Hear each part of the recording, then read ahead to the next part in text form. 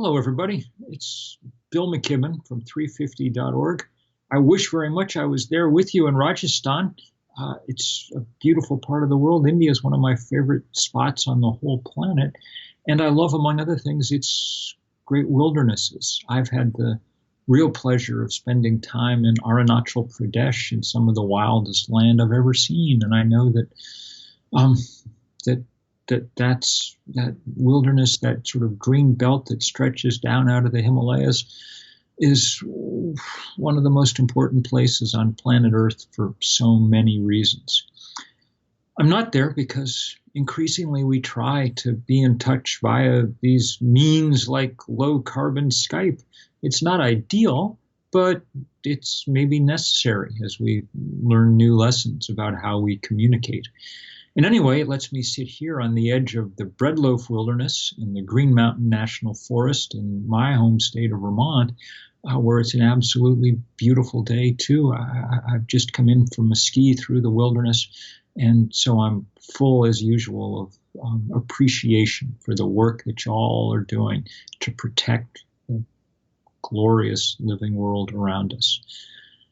Obviously, that world is under assault. It's under assault from the unprecedented changes in climate. We've kicking off the rapid heating of this Earth in real time, and watching it happen is one of the saddest things that I've ever seen, even though I knew it was coming. I mean, I wrote the first book about it back in 1989. But its speed daunts even me.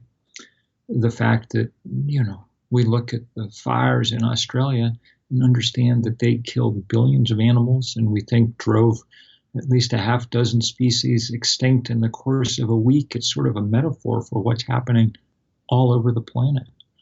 I've dove on the dying reefs off the South Pacific, and I've wandered the Antarctic Peninsula watching the ice disappear, and stood on the great ice sheet of Greenland and watched as it melted, and on and on and on. It is an incredibly beautiful world that we live in, but its beauty is under incredible challenge. That's why it is our job to work together. We're past the point where we can solve climate change one electric car at a time. Our only hope is for individuals to be somewhat less individual and join together in movements that can challenge the power of the fossil fuel industry, which has kept us locked in the crisis that we're in.